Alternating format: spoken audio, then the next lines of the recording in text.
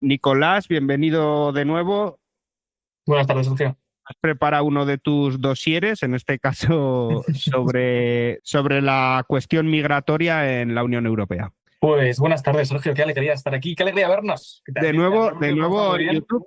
De nuevo en YouTube, pero por cierto, sí. exactamente, pero vernos está guay. Yo creo que es un poco así como más dinámico. Miraré un poquito la chuleta que la tengo aquí porque hoy hay muchas cifras, hay mucho dato y mucho artículo, pero vamos, así nos vemos un poco a los ojos. Bueno, vamos a hablar hoy, como decías, de migraciones, ¿no? Un tema cardinal, uno de los temas que marcan mucho además también el discurso político, que marcan la agenda. Hoy justo hablábamos en clase de metodología sobre cómo afecta el discurso político a la polarización en relación con las migraciones, es decir, cómo incluso se convierte en un tema visceral para la forma en la que nosotros interpretamos la política desde aquí, desde España. Hablamos de migraciones, pero ¿qué antecede al término migración? Pues depende del medio que leamos, depende al político que escuchemos, ¿no? Has hablado tú de cuestión migratoria, pero es cierto que también hay personas que hablan de crisis migratoria, sobre todo, por ejemplo, cuando nos referimos al archipiélago, a Canarias, hablamos mucho de crisis migratoria y hay discursos que hablan de problema migratorio, ¿no? La ciencia política nos arroja los términos, nosotros, mucho en concordancia con nuestras ideas, nuestros ideales, hablamos de unos o de otros. Hoy yo creo que lo hacemos de cuestión, porque lo hacemos hablando sobre el tema en su conjunto. Y empezando recordando que migrar no solo es un término de moda en la agenda política, sino que es un derecho humano reconocido en el artículo 13.2 de la Declaración Universal. Hay aquella que dice, leo, que toda persona tiene derecho a salir de cualquier país, incluso del suyo propio, y regresar si es que ella quiere, ¿no? Hablamos entonces de migrar, hablamos de derechos humanos y hablamos también de nuestro país, España, que nos presentaba hace poco un informe, el Ministerio de Interior hace unos meses, sobre las cifras del año pasado, que no hacen más que subir en alza. Cito, 56.852 migraciones irregulares por vía marítima y terrestre en 2023, que suben un 7% el año pasado, hasta situarse en las 63.970 personas, de las cuales la gran mayoría vienen por vía marítima. De las 63.900, 61.300 vinieron el año pasado por vía marítima. Es decir, solo hay 2.400 personas que lo hicieron por vía terrestre a nuestro país. Se convierte así el Mediterráneo en un foco grande de entrada, de flujo de personas, que no olvidemos lo que son personas migrantes, y que acceden a nuestro país, como decimos, con una tendencia cada vez al alza y que además se ve muy condicionada, ¿no? No solo por la situación personal de estas personas y no solo por la situación particular del Estado español, que ha arrojado el otro día el FMI unos buenos datos de crecimiento, sino por la situación de contexto global. No podemos olvidar, ¿no?, que una de las motivaciones que llevan a estas personas a cruzar estas rutas peligrosas y mortíferas en muchos de los casos es las crisis en sus países, las crisis de gobernanza que tienen sus estados o problemas fundamentales como lo son las migraciones climáticas. Estos días, leyendo un poquito al respecto sobre el tema, no me podía más que volver a encontrar con cómo el cambio climático va a condicionar de forma determinante las migraciones y el futuro de este término, ¿no?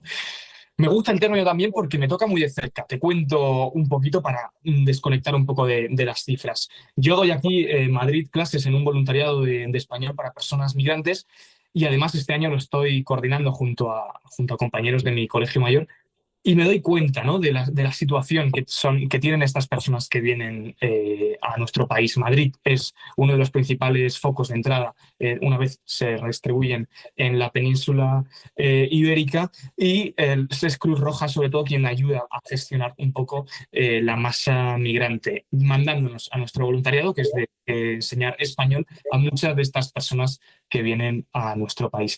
Y ahí yo creo que conectas, ¿no? Cuando tratas el problema de forma particular con la realidad dura que tiene esta gente. Recuerdo cómo el año pasado uno de mis alumnos nos llamó de la noche a la mañana para decirnos que cumplía los 18 años en 2 días y que Cruz Roja que le había dicho que con 18 años ya no tenía acceso al programa de acogida y literalmente le daba una patada en el culo y lo mandaba a la calle.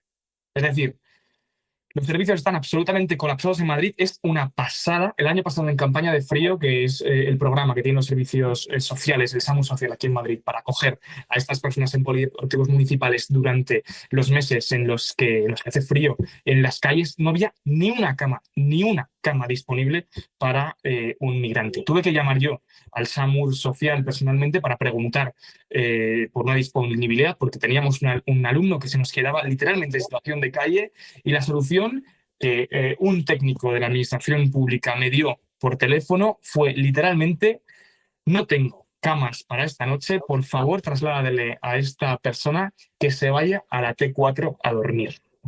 Un técnico del Ayuntamiento de Madrid fue quien me lo dijo por teléfono, que se vaya a la T4 a dormir. Hablábamos también hace poco con Cruz Roja para gestionar los nuevos alumnos de cara a este curso que acaba de comenzar y me decían, ¿no?, que el Ministerio había rebajado la cifra de ingresos a la que, con la cual se cree como independiente al migrante y se expulsa de los programas específicos que tienen de acogida para ellos, hasta situarla alrededor de unos 620 euros. Es decir, se considera a día de hoy en el Estado español que 620 euros son necesarios, son suficientes para que una persona migrante pueda en Madrid vivir, comer y estar en situación regular, que no es sencillo tampoco. Pero bueno, vamos a alejar un poco miras de nuestro país, luego volveremos un poquito a hablar del mismo y vamos a hablar... En la Unión Europea esto compete a las 4 instituciones, ¿no? Tanto Claro. a la Comisión como al Consejo, como al Parlamento, como el Consejo de la Unión Europea y el Consejo Europeo, que son que uno representa a los gobiernos y otro pues reúne a los jefes de Estado, ¿no? Esto compete un poco a todos, ¿no? Exactamente. A ver si un día además queda pendiente que hagamos el vídeo sobre la Unión Europea y que hablamos un poquito de los 4 pilares, las 4 instituciones. Pero bueno, ya sabemos que tenemos el Parlamento Europeo, que es sobre todo el que tiene la fuerza legislativa dentro de la Unión Europea, ¿no? Tenemos la Comisión Europea, que junto al Parlamento tienen bastante peso. Es la Comisión también, el principal órgano ejecutivo, el que propone al Parlamento y se encarga además de las cuestiones de migración, asilo, de fronteras. Y después tendríamos los 2 consejos que causan confusión. Tendríamos el Consejo de la Unión Europea, al que van en representación de los gobiernos pues los ministros de nuestros estados, ¿no?, representando al gobierno sobre las cuestiones específicas que se van a tratar en ese lugar, y tendemos después al Consejo Europeo, que es la reunión que dirige, si no recuerdo mal, Guterres, ¿no? Guterres, y que... no tengo claro si Guterres... No, perdón, Antonio Costa, perdón. Guterres es el de la ONU, eso te iba a decir. Deslizada, Antonio Costa, que es expresidente de Portugal, que además tiene una relación bastante buena con Pedro Sánchez, y que es el que reúne a los jefes de Estado de Gobierno de los países miembros de la Unión Europea, ¿no? Es un sitio además en el que Pedro Sánchez siempre tiene últimamente mucho peso, y es un lugar curioso, ya hablaremos de él en otro vídeo, porque aunque sus resoluciones no son vinculantes, es decir, no tienen un peso legislativo, porque eso tiene que pasar por la figura de los tríglifos, que se llama, que es por el Parlamento, por el Consejo de la Unión Europea y por la Comisión, sí que sirven para fijar un poco la línea de ruta, ¿no?, que va a realizar la Unión Europea. Y sobre todo en política migratoria es determinante por eso mismo, porque depende de qué líderes de Estado, qué líderes de gobierno tengamos en ese momento en la Unión, el Consejo siempre va a estar escorado hacia un sitio o va a estar escorado hacia otro y va a dar una serie de resoluciones a la serie de problemas vigentes. Hablamos de inmigraciones, pero podemos hablar también, por ejemplo, de Ucrania, que va a ser muy determinante, ¿no? para la política después de la Unión Europea. Pues bueno, son esas 4 instituciones las que siempre de forma muy repartida, porque una de las cosas que tiene la Unión Europea es que para que tú no te puedas apropiar políticamente con una institución, las competencias están francamente diluidas entre las 4 y tienen que pasar de una en otra para evitar, como digo, pues que alguien controle una institución y legisle a su favor. Y son estas 4 instituciones las que nos hablan de cuestiones de migración, por ejemplo, y de asilo. Sin embargo, la competencia que tiene la Unión Europea como institución en este tema no es principal, no es primordial, como en otros muchísimos temas. Es decir, pertenece al propio Estado ya a nivel particular, sobre todo en las decisiones que éstas toman con respecto a las personas migrantes. Dan como pautas generales u orientativas, ¿no? Y Claro, luego ya, claro. como casi toda la Unión Europea, luego ya la ley de la selva, ¿no? Claro, digamos que marca un poco los objetivos generales, marca un poco una línea de acción en cierto modo conjunta, que no suele salir por unanimidad. Los pactos sobre migración y asilo que hablaremos luego suelen salir todo por mayorías. Ya el consenso de la Unión Europea se va perdiendo. Al principio nació, ¿no?, como una forma de intentar llevar las cosas por consenso. Cada vez se intenta ya legislar por mayoría y no por consenso. Entonces, digamos que nos establecen un poquito la hoja de ruta sobre la que luego podremos edificar y sobre la que luego los propios estados construyen, ¿no?, su propia política. Esto no quiere decir que la Unión Europea no apruebe cosas hondas, importantes sobre migración. El 2024 se aprobó el Pacto sobre Migración y Asilo en mayo del año pasado, tras pasar por las diferentes instituciones a lo largo de 2 años. Fue un proceso un poco tortuoso y fue un poco el que marcó, ¿no?, la última línea migratoria en la Unión Europea, que fue un tema bastante sonado, sobre todo desde 2015, que es cuando se produce la crisis de refugiados grande por las guerras de Oriente Medio y que arrastra muchísimo flujo migratorio de entrada a Europa. De Siria, ¿no? Me acuerdo. Bueno, Claro, fue lo de Siria. es entonces cuando surgen, ¿no? Yo recuerdo aquellas iniciativas de recoger zapatos para Lesbos, por ejemplo, y demás. Son la época de los grandes campamentos de refugiados y de la entrada de estas personas migrantes a la Unión Europea.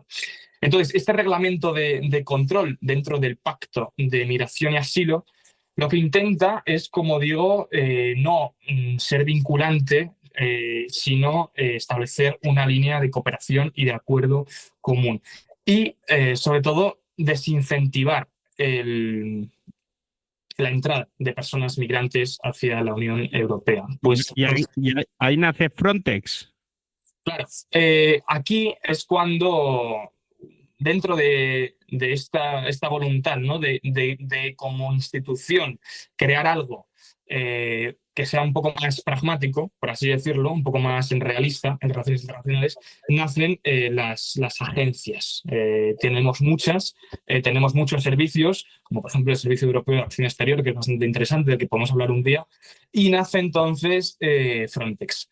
¿Qué es Frontex? Frontex es la agencia dentro de la Unión Europea que se encarga del control de las fronteras y que es la única institución de la Unión Europea o la única agencia que tiene un uniforme, es decir, son los únicos funcionarios europeos que se visten y representan a la propia institución al margen de las policías nacionales y que en cierto modo pues bueno, está, digamos, militarizado, ¿no?, por así decirlo. O sea, es un cuerpo regido que tiene alrededor de 2.400 personas que trabajan en él y que en 2027 se quiere ampliar hasta 10.000 personas. 10.000 personas que quieren garantizar la seguridad de las fronteras tanto marítimas como terrestres, ¿no? ¿Dónde actúan estas personas? Actúan en toda la cuenca mediterránea. Tuvieron muchísima importancia en la gestión, ¿no?, de la cuestión en Lampedusa, por ejemplo. No sé si nos acordamos en Italia de toda la entrada de personas migrantes que hubo por allí, han ido intentando como recortar, por así decir, los flujos de entrada y también mandar delegaciones a los países de origen para intentar desincentivar, como decía, la migración por cuestiones económicas. Sí, bueno, de ahí por negociaciones respecto a la migración, algún problemita ha tenido Sánchez por sus relaciones con Marruecos. Digo problema interno. Digo Claro, problema. claro. ¿De dónde nacen esos problemas? ¿O por qué, no? ¿Por qué hay que hablar?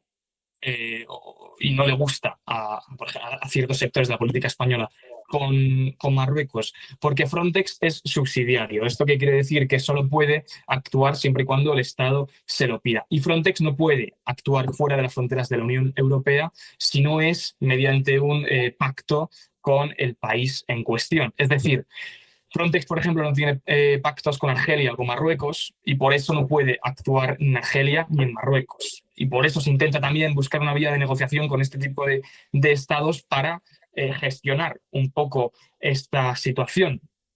Pero no se puede, ¿no? Por reglamento de la Unión Europea, Frontex no puede desplegar operaciones en un territorio de un país tercero sin su consentimiento expreso. Y el consentimiento expreso no se tiene. Entonces no puede actuar.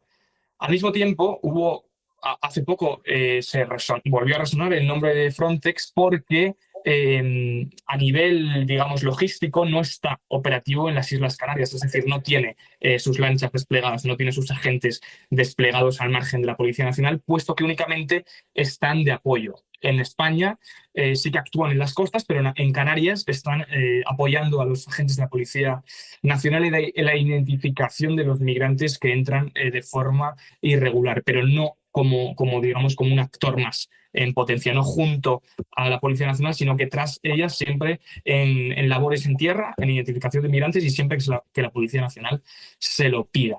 Y hace poco también volvió a resonar el tema en las Islas Baleares porque pedían, ¿no?, que ciertos sectores de la política también pedían la ayuda de Frontex en el territorio insular y bueno, pues había ahí confrontación sobre si debía o no debía participar. Esto es un poco lo que te puedo contar de Frontex, Sergio, pero no es el único instrumento que tiene la Unión Europea. Hay uno bastante, bueno, futurista, por así decirlo, que es el de la huella dactilar. Hay un registro de todos los migrantes que entran a nuestro país con una identificación previa para impedirles, ¿no? Si han pedido asilo en un sitio, pedirlo en otro. Es decir, hay una inmensa base de datos en nuestro territorio europeo. A mí me recuerda todo esto... Bastante distópico esto. Muchísimo, ¿no? A mí me recuerda a una frase de Galeano que decía, detrás de cada cifra hay una gota de sangre de pato, ¿no? Entonces, bueno, yo creo que lo que hace un poco la Unión Europea al respecto, y yo creo que aquí sí que hay que ser críticos, es hablarnos mucho de cifras y poco de sangre de patos o de sangre de migrantes, ¿no? Porque lo veíamos el otro día, por ejemplo, también en Lavapiés, cuando de repente 10 furgones de la Policía Nacional interrumpían en la plaza de Lavapiés para identificar a todas estas personas migrantes. Personas migrantes que además tienen que pasear por las calles de nuestro país y muchas veces sin identificación o con los papeles guardados a resguardo en casa porque si les identifican de forma, en cierto modo, con unos prejuicios racistas muy marcados, porque no... Bueno, porque lo he visto en la calle, no por otra cosa, no lo cuento de oídas.